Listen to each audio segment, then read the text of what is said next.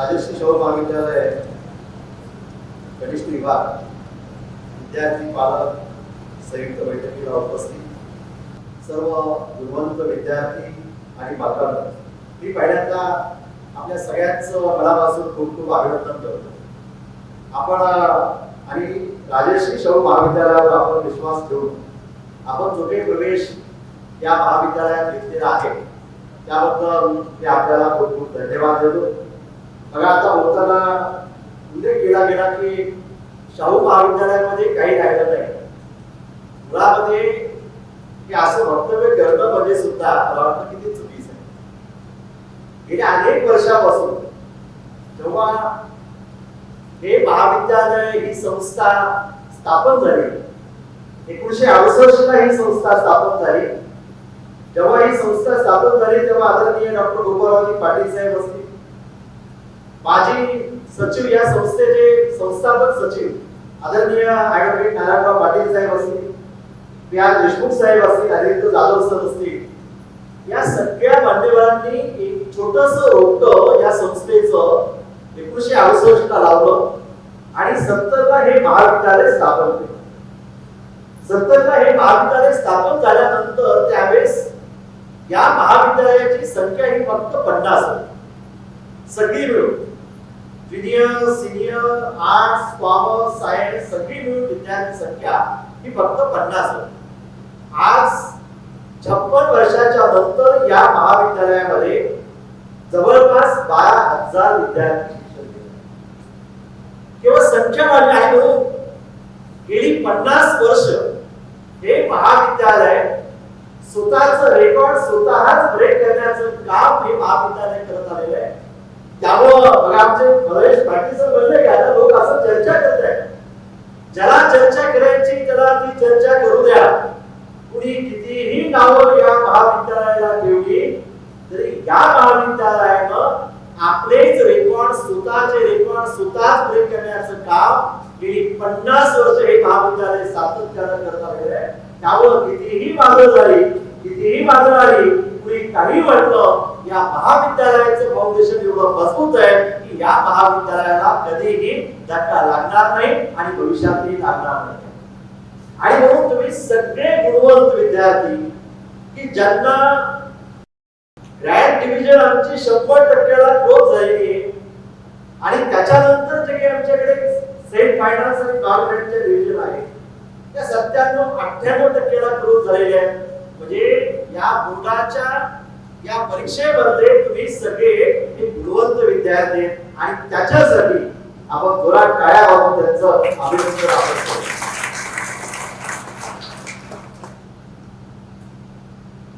हे प्राचार्य म्हणून या संस्थेची एक थोडक्यामध्ये मी ओळख की ज्या महाविद्यालयात आपण प्रवेश घेतलेला हे महाविद्यालय काय, याची जडणघडण या महाविद्यालयाची कशा पद्धतीने झालेली आहे. हा लातूर शाहू पॅटर्न आणि शाहू पॅटर्नचं रूपांतर नंतर लातूर पॅटर्न मध्ये जे झालं आणि आधी तो सगळ्या महाराष्ट्रामध्ये आणि महाराष्ट्राच्या बाहेर देशामध्ये हा लातूर पॅटर्न पसरला. हा काही एकाएकी निर्माण झालेला नाहीये. यासाठी प्रचंड मेहनत आता जवळपास 2 वाजल्यापासून म्हणजे 2 तास झाले याच्यावर आपण सगळेजण चर्चा करतोय, तुम्ही सगळे ऐकताय. सगळ्या निकाल तुम्हाला सांगितलेले, IIT चा निकाल, हेडचा निकाल, मेडिकलचा निकाल सगळं सांगितलेला आहे. इथं डिसिप्लिन कसं असतं, इथं शेड्यूल कशा पद्धतीने चालतं याच्यावर सगळ्या गोष्टी सांगितलेल्या आहेत.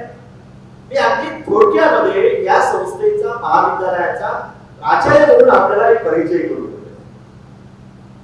की हा घटना जेव्हा 70 ला हे महाविद्यालय स्थापन झालं तेव्हा हे महाविद्यालय चालत नाही की आपण आता बंद करूया इथपर्यंत संस्था आली. आणि मग शेवटी सुरुवातीला आमची नांदेड रोडला हे महाविद्यालय होतं, यशवंत शाळा जिथं आमची आता आहे त्या कॅम्पसमध्ये हे महाविद्यालय चालत होतं.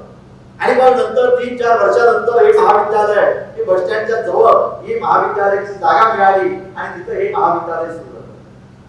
अगदी सुरुवातीच्या काळामध्ये 60% 65% मुलं 10वीचा निकाल लागल्यानंतर खेड्या पाड्यात जाऊन जमा करण्याचं काम या संस्थेनं महाविद्यालयानं प्राचार्यांना प्राध्यापकांनी केलं.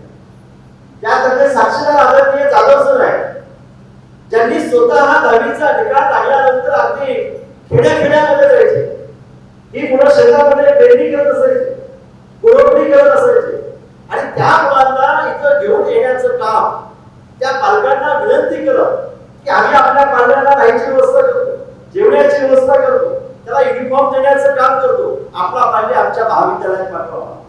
आणि अशा विद्यार्थ्यांना घेऊन ही संस्था सुरू झालेली आहे आणि अगदी सुरुवातीच्या काळामध्ये आदरणीय जाधव सर असतील आणि त्यांची सगळी टीम यांनी अतिशय मायक्रो लेवलला काम करायला सुरुवात केली. विद्यार्थ्यांच्या सगळ्या सुट्ट्या आधी पहिल्यांदा कमी केल्या. कुठलाही संडेची सुट्टी नाही, कुठलाही नॅशनल हॉलिडे नाही, सण नाही. दिवाळीच्या सुट्ट्या 4 दिवस, उन्हाळ्याच्या सुट्ट्या 4 दिवस आणि या सगळ्या सुट्ट्या कमी केल्या आणि प्राध्यापक, प्राचार्य, संस्था यांनी विद्यार्थ्यांवर काम करायला सुरुवात केली. सुरुवातीच्या काळामध्ये विद्यार्थी संख्या कमी होती. त्या काळात सगळ्या विद्यार्थ्यांचं रेकॉर्ड अगदी अद्याप मॅन्युअली सगळं रेकॉर्ड असायचं, सगळं रेकॉर्ड. एखाद्या विद्यार्थ्याला पास कमी पडले तर स्वतः जाधव सर त्या विद्यार्थ्याला बोलून घ्यायचे की तुला मागच्या पेक्षा या परीक्षेत पास कमी का पडले, तुला काय समजत नाही, आणि मग त्याच्यावर तात्काळ उपाययोजना करण्याचं काम. आणि त्या काळामध्ये सर असतील, त्यांची टीम असतील, विद्यार्थी घरी अभ्यास करतात की नाही, अगदी पाटे पाटे विद्यार्थ्याच्या रूमवर जाण्याचं काम सुद्धा या संस्थेला प्राचार्य. आणि मग तिथून मग जेव्हा 1980 ला बोर्डामध्ये पहिलं ग्रेड 1980 ला हा 10 वर्षाचा अथक परिश्रम घेतल्याच्या नंतर 80 ला पहिलं ग्रेड आलं. 1980 पासून ते 2026 पर्यंत या महाविद्यालयानं कधीही मागे वळून पाहिलेलं नाही. सातत्यानं आपले रेकॉर्ड आपणच ब्रेक करण्याचं काम आपण करतोय. मी सगळं सांगत बसणार नाही. बोर्डाची मेरिटची यादी जेव्हा जाहीर होती तेव्हा त्या मेरिटच्या यादीमध्ये 50% विद्यार्थी एकट्या राजर्षी शाहू महाविद्यालयाचे असायचे, एकट्या महाविद्यालयाचे. त्यानंतर सीईटी आली, नीट आली, तेव्हा म्हणते की आता शाहू महाविद्यालयाचा शाहू पॅटर्न फारसा टिकणार नाही, कारण इथले विद्यार्थी फक्त पोपटपंची आहेत, फक्त पाठ करतात, लिहितात आणि बोर्डाच्या ग्रेड मध्ये येतात.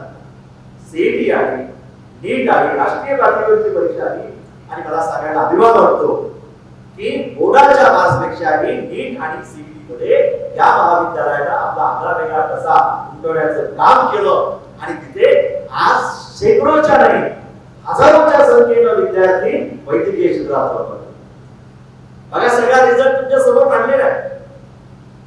मेडिकलला विद्यार्थी किती जातात? एखाद्या महाविद्यालयातून 1-2 विद्यार्थी गेले तर त्यांचं फार कौतुक असतं.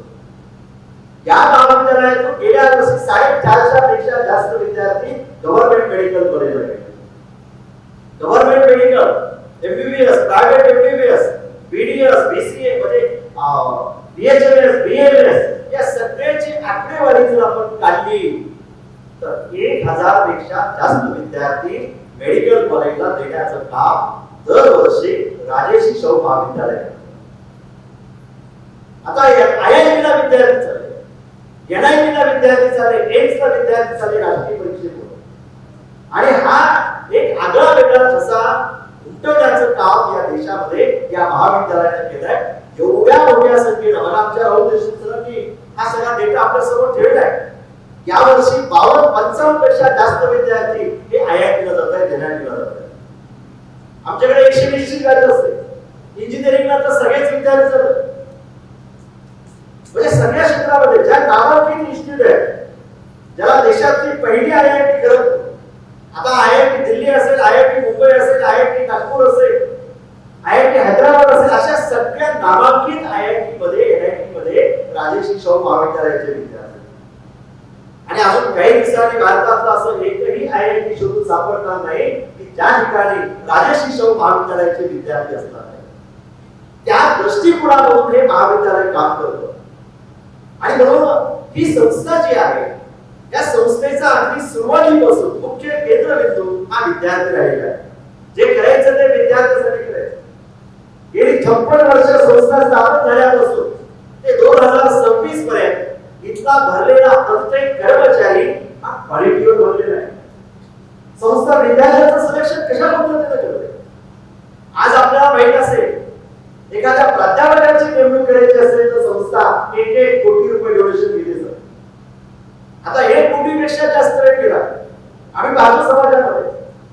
56 वर्ष या संस्थेनं एकाही सिंगल कर्मचाऱ्याकडून एक सिंगल रुपया तरी घेतला नाही.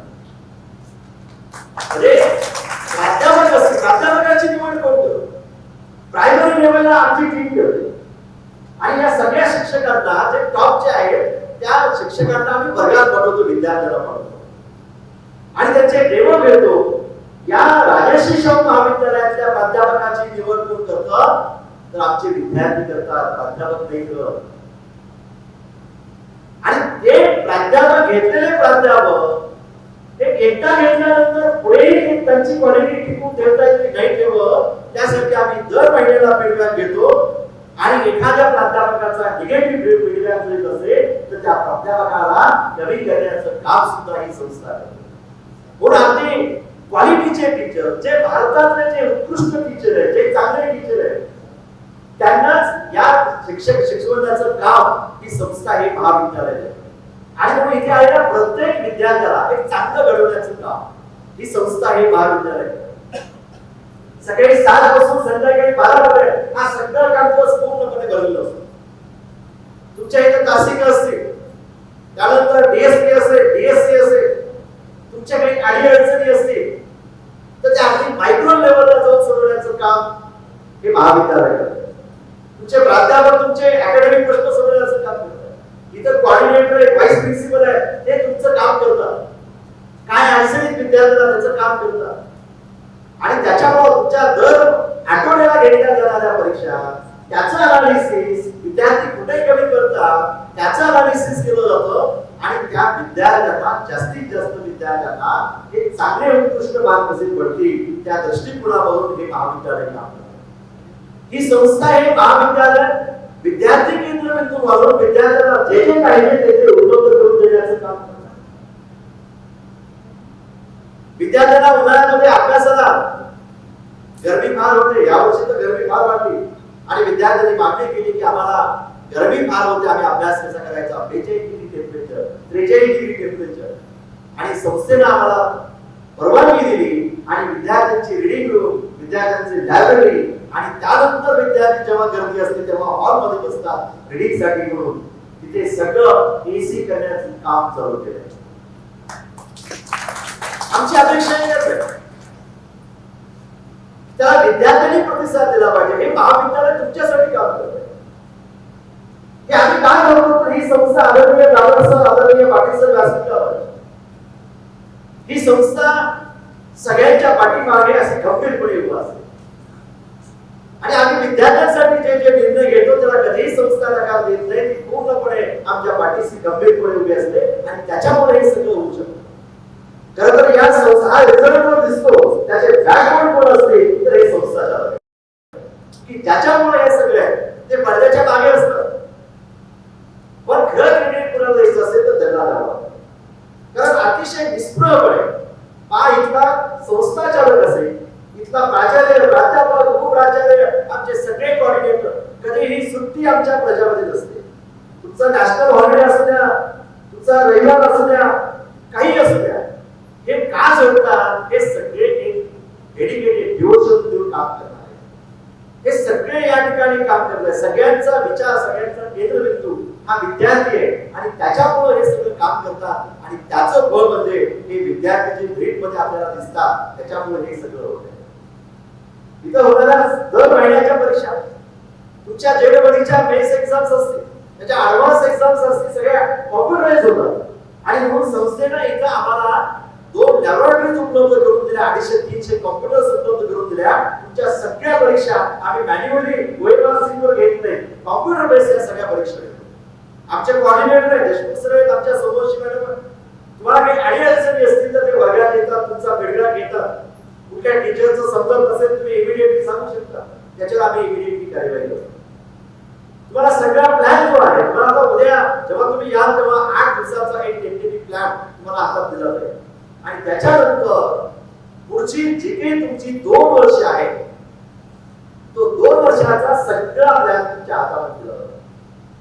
म्हणजे तुमचे तास कधी होणार आहे, फिजिक्स मध्ये कुठला टॉपिक कधी संपणार आहे, कधी सुरू होणार आहे, तुमच्या यूटी असतील, सीटी असतील, कधी कुठल्या वेळेमध्ये त्या परीक्षा होणार आहे, आणि तुमचा सगळा सिलेबस हा कधी संपणार आहे आणि सिलेबस संपल्याच्या नंतर पोस्ट टीचिंग प्लॅन काय असणार आहे, मग रिव्हिजन असेल, तुमचं टेस्ट सिरीज असेल, हे कधी कधी होणार आहे, त्याचा टेंटेटिव्ह सगळा प्लॅन तुमचा 2 वर्षाचा सगळा प्लॅन तुमच्या हातामध्ये दिला जातो.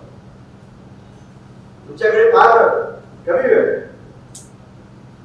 2 वर्ष तर राहिलेली नाहीये, कारण तुमची परीक्षा पुढच्या 28 वर्षामध्ये मे महिन्यामध्ये पहिला जो रविवार म्हणजे तुमच्या सातत्यानं IIT च्या परीक्षा असल्यामुळे जानेवारी पासून परीक्षा सुरू होतात. 1 परीक्षा, 2 परीक्षा आणि मग नंतर मे महिन्यामध्ये तुमची म्हणजे काही ऍडव्हान्स परीक्षा असते, मग CET परीक्षा असते.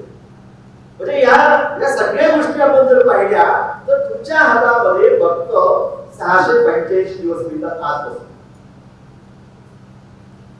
685 गुणिले 24 एका दिवसातले 24 तास म्हणजे 16,440 तास फक्त तुमच्याकडे आहे. त्यामध्ये आपल्याला झोप घ्यावं लागतं, कारण दुसऱ्या दिवशी चांगला अभ्यास चांगला वर्गात बसायचं असेल तर आपल्याला 8 तास किमान झोप घ्यावी लागते. आणि या 685 दिवसातले 8 तास वजा जर आपण केले तर जवळपास 5,480 तास आपले झोपेमध्ये जातात 2 वर्षामध्ये. राहिले फक्त 10,960 तास राहतात. आणि या 10,960 तासाचं प्लॅनिंग आपण आपल्या लेवलला सुद्धा करायचं. आम्ही तर एक अकॅडमिक प्लॅन देतो, तुम्ही तुमचा एक प्लॅन याचा तयार करायचा आहे. कुठल्या विषयाला किती वेळ द्यायचा. मला सांगितलं की फिजिक्स अवघड असतं असं वगैरे वगैरे, काहीच नाही.